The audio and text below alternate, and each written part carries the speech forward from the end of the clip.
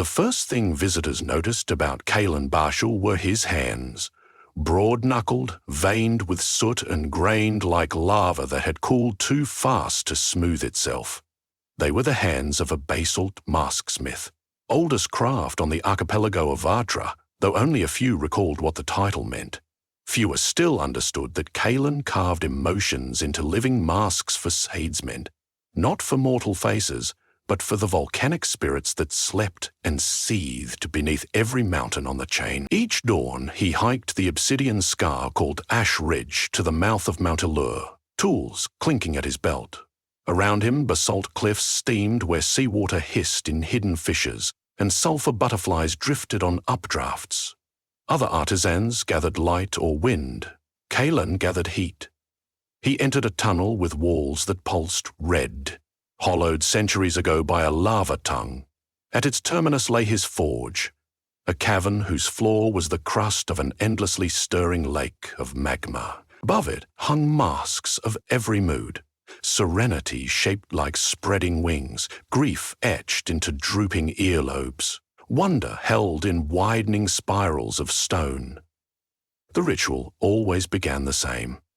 Kalen kneeled, touched the obsidian lip, and whispered, "Spirits beneath, lend me pulse and purpose."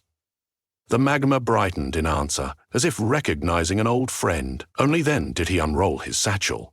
Carving chisels of sun-tempered bronze, mallets of knotted coral, quenching jars whose water never boiled no matter how near the fire. He waited until he could hear individual gasps in the molten sea, the sighs of spirits waking. And then he set to work. That morning, an uneasy rhythm vibrated through the cavern, a syncopation of reluctant heartbeats. Kalen frowned. Volcanoes always thrummed, like cats always purred, but this was different, a restlessness skipping every second beat. He ignored it at first, sculpting an unfinished mask of curiosity, but the harder he tried to focus, the louder the off-tempo clatter grew. At last, he placed the mask aside and shouted into the abyss. "Who rumbles so rudely?" Flames coalesced into a towering visage with eyes of pale gold. The spirit Asera, guardian of Illur. She was usually swathed in gentleness, but now her edges flickered jaggedly. "Stone carver," she hissed, "my face is broken." Kalen's brows arched. Spirits did not appear except when the balance teetered. "Show me." She emerged completely, her silhouette shifting from molten woman to crowing phoenix and back again. Across her incandescent cheeks ran a fracture wide as a canyon, the memory mask of restraint which Kalen had carved for her a century ago. Its basalt seams were spider-webbed, and sparks leaked through like fireflies. Every time she tried to close the crack, a shower of chips fell into the lake below. "What tore it?" he asked, appalled. "Drillers," she snarled, voice echoing through 14 layers of stone. "Foreigners bored into my roots to mine prism ore. Their machines gnawed the legacy lines you laid to anchor my peace." The mask lost its hold and split. Kalen felt heat rush up his throat, a craftsman's anger, but also fear. A mask was more than ornament. Spirits wore them the way people wore skin. Break that skin and the spirit bled lava. If Asera's fracture widened, Illur would erupt with a fury no breaker's wall could deflect. Village, harbor, even the sea lanes leading to the continental empires would drown in molten sorrow. "I will carve another," he declared. "I only need the right stone and time." "You have until the moon emerges full," she said. "Beyond that, I cannot promise to contain myself." That left 7 nights. Kalen bowed, heart hammering the same uneven rhythm he had sensed earlier. The moment Asera sank back below, he quenched his tools, slung his satchel, and hurried down the mountain. News of the mining camp had already reached Vatra city. Shipments of prism ore could refract heat into light more efficient than gas lamps, the Empire claimed. The Council, hungry for trade coins, had issued permits without consulting the spirits. To most citizens, volcanoes were scenery, Rumbling could be soothed by prayer chimes and jugs of cooling wine. Caelan knew better. Emotions carved into basalt were real. Unmask a spirit, and the emotion it embodied would explode unchecked upon the world. He visited the Grand Library, consulting maps older than glass. They described a rare basalt variant called heart glass stone, formed only when lightning struck lava during rainstorms. Its crystalline veins could channel even the wildest feelings into patterns gentle enough for a spirit to wear. There was one field where heart glass was rumored to lie exposed, the Thunder Scar on Mount Kor, highest of the archipelago, 3 islands north. That night, Caelan boarded a fish-smelling sloop, trusting the captain's promise to skirt reefs by starlight. The deck pitched, spray salted his beard, yet he felt steadier than he had in years. Purpose steadied him. He remembered his master's oath. A masksmith holds the world behind a smile of stone. At dawn, Mount Kora rose from mist like a deity shrugging off veils. Lightning flickered inside storm clouds that never drifted far from its cone, as if the peak magnetized all tempests. The captain refused to land, so Caelan leapt into waist-deep surf and slogged ashore alone. Crabs skittered, alarmed by his sizzling footsteps. Heat still clung to him the way bees cling to honey. Kora's slopes were treacherous. Jagged ridges, fumaroles, belching poison, sudden rivers of shale. Yet Caelan craned his ear and listened for the mountain's pulse, the way a healer listens to a patient's heart. Each volcano sang its own tempo. When Caelan matched his breath to those beats, footholds revealed themselves. By afternoon, he reached the Thunder Scar, a canyon of vitrified glass where a millennia-old lava cascade had frozen mid-fall. Purple crystal ran through stone like frozen lightning. He knelt and placed his palm against the veins. They thrummed, faint yet steady, unlike the frantic stutter inside Illa. Good. Heart glass here was still unbroken by drill or greed. He unpacked his bronze chisel, the one etched with storm script, and set to harvesting. Each strike echoed as a small thunderclap. Shards pinged down the slope, ringing like bells. When he had quarried a block as wide as his chest, he wrapped it in kelp cloth, dipped in seawater so it would not overcool, then began descent. Nightfall on Kora was no place for mortals, so he camped beneath an overhang. Wind shook the cloth bundles, and for a moment he imagined they moaned. Maybe spirits of this mountain, curious? He spoke softly, introducing himself, explaining his mission. The wind gentled. He slept.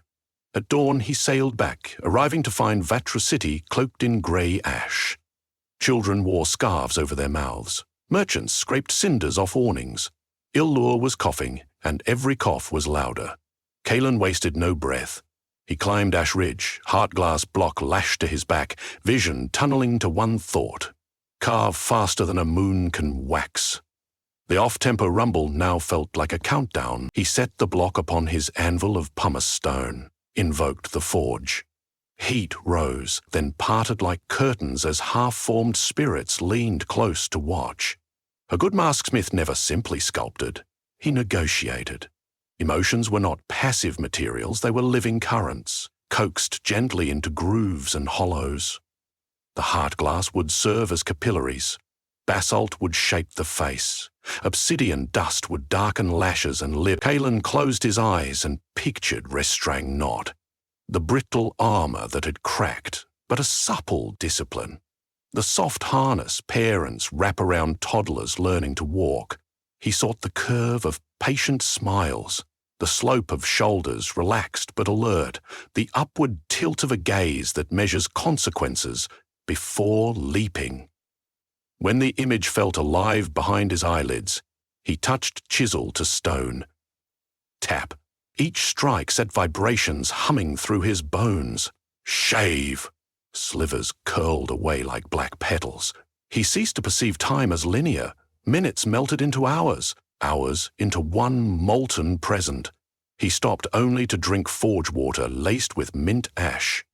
Toward midnight of the third day, Asera's voice rose from below. Progress, Smith. Judge for yourself. He held up the unfinished mask so the magma's glow shone through heart-glass veins, light refracted into auroras across the walls.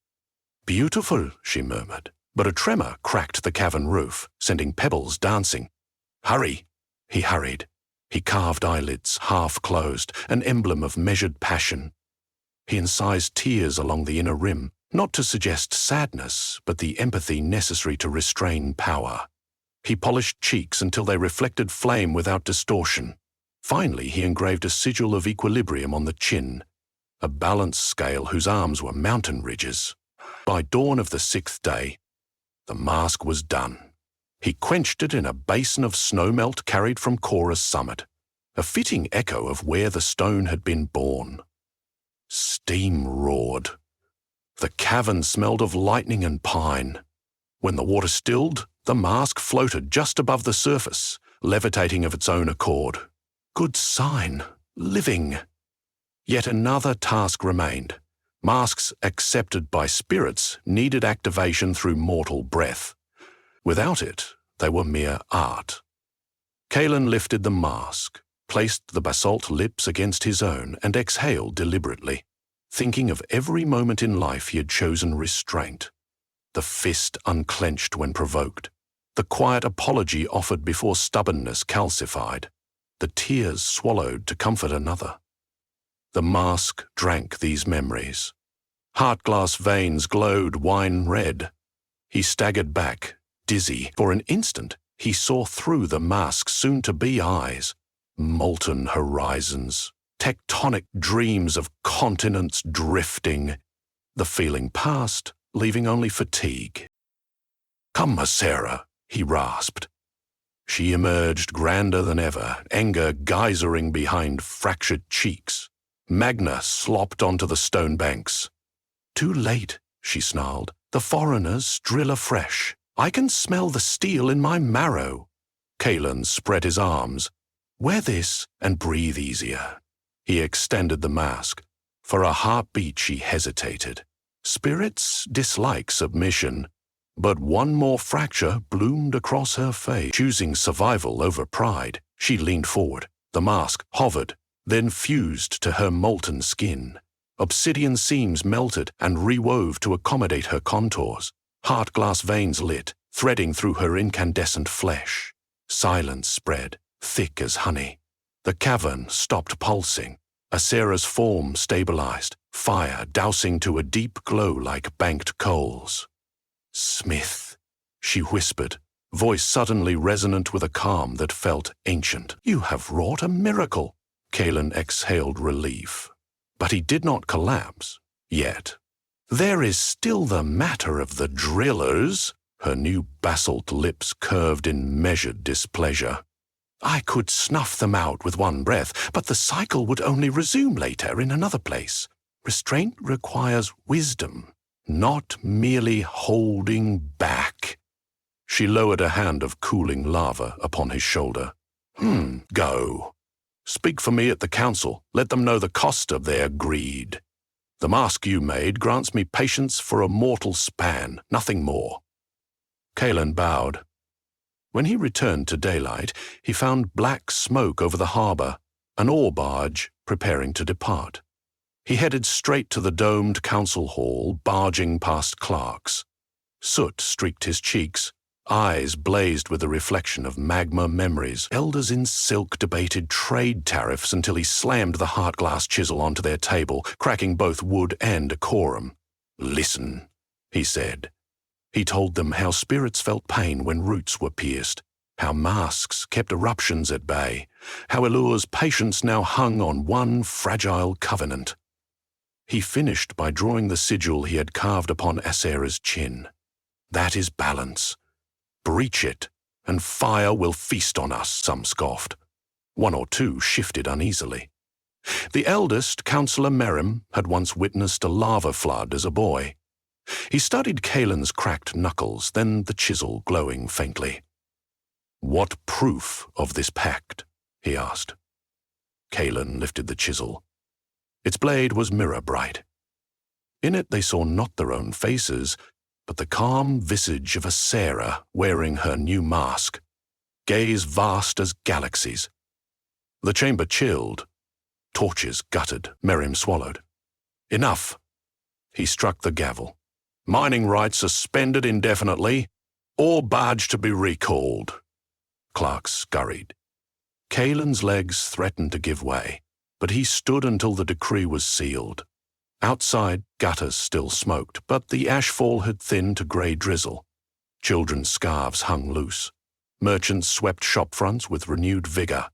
The mountain above wore a gentle halo of steam, like a kettle slightly warm, but in no hurry to whistle. Days passed. The drilling rigs were dismantled, shipped elsewhere.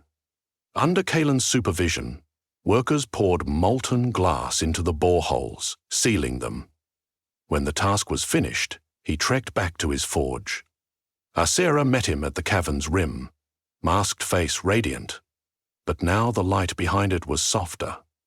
She bowed, a gesture spirits rarely bestowed upon mortals. "You have given me time," she said. "And you," he replied, "have reminded our city that mountains feel." They shared a quiet, too full for words. Eventually, Kaelin resumed carving. The mask of curiosity waited, and Asera submerged into magma like a swan gliding into sunset. Seasons turned. Forges cooled, reheated, cooled again. Apprentices came seeking to learn the secret language of chisels. Kaelin taught them that every emotion has topography, valleys of sorrow, ridges of delight, plains of acceptance. He taught them to listen to mountains with the soft parts of the soul. On the anniversary of the rescue, the council hosted a festival. Lanterns, shaped like miniature masks, bobbed along streets. People wore face paint in basalt hues, celebrating not conquest of nature, but conversation with it. Kaelin attended, only briefly, for crowds still unsettled him. But he smiled to see children playing at being volcanoes, rumbling theatrically before cuddling each other into laughter. Late that night, he returned to the forge. Alone, he climbed a narrow ladder onto a ledge overlooking the magma lake. He felt tired in a way no sleep could mend. Carving had cost him morsels of spirit, one chip at a time. He examined his hands. The veins of soot had darkened, skin paling between them like cracked porcelain. He realized the inevitable. Each mask he breathed life into also drew a sliver of his own. He did not resent the exchange. A mask myth holds the world behind a smile of stone. One thought, however, nagged him. Asera's mask embodied restraint. But what of forgiveness toward the miners who had known no better? Toward a council so easily tempted? Toward himself for almost failing? Forgiveness, he mused, was not the same as restraint. It was warmer, more fluid, harder to carve into rigid basalt, yet perhaps it was next in the cycle. Volcanoes erupted not solely from rage, but sometimes from relief, releasing pressure so new land could form. Forgiveness might be the gentle eruption that healed. He selected a blank basalt slab flecked with perlite. Before dawn's first ember, he traced its outline. Broad cheeks, open mouth, eyes like dawn's first glow.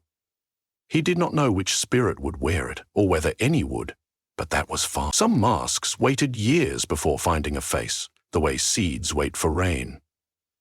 Kaelin set chisel to stone, and as the first shard fell, he heard, faint and steady, the heartbeat of the island beneath his feet. No longer frantic, merely alive.